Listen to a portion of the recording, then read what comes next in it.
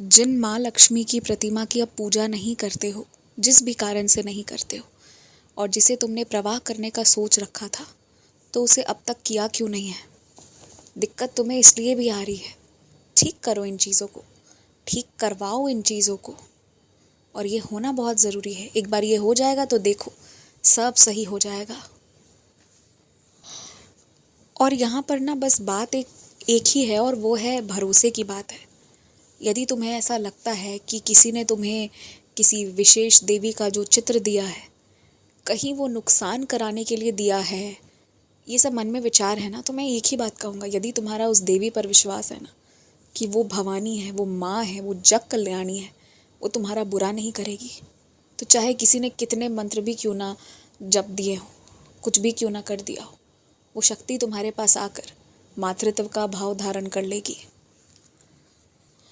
तुम्हारा कुल मिलाकर कुछ नहीं बिगड़ेगा, बस ये समझो।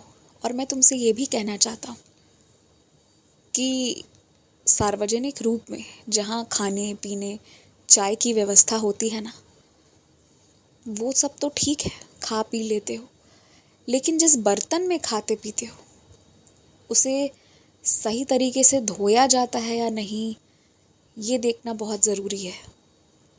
वरना तुम खुद से मेहनत करो थोड़ी ज़्यादा, घर से बना कर ले जाओ, या तो फिर वो सब खाना पीना बंद कर दो।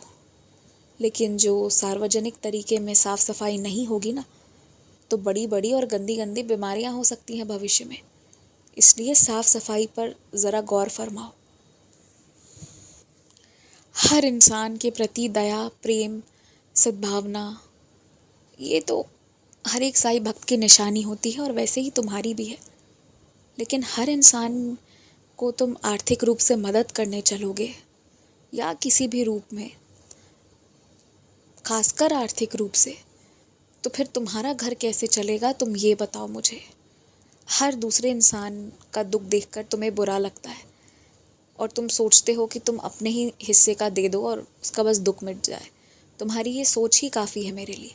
जहाँ बन पड़ता है वहाँ मैं 1000, 1200, 2000 देकर वो काम करवाता भी हूँ तुमसे। लेकिन अगर पूरी की पूरी तनख्वाह तुम इसी सब कामों में न्योछावर कर दोगे, तो परिवार के प्रति जो जिम्मेदारी है वो उसे कौन निभाएगा? और उससे भी बड़ी बात यह है कि अगर तुम ही सारा कर्म कर दोगे तो वो लोग क्या करेंगे? ये बात मानो कि परेशानी उतनी ही मिली है जितना सामने वाला संभाल सके। तो थोड़ा सा लड़ लेने दो उन्हें भी, तभी तो वो बेहतर बन पाएंगे, जैसे कि तुम आज बन गए हो। खुश रहो, मुस्कुराते रहो। बस दूर से प्रणाम करके जाते हो, कभी मंदिर में आकर बैठ भी जाया करो।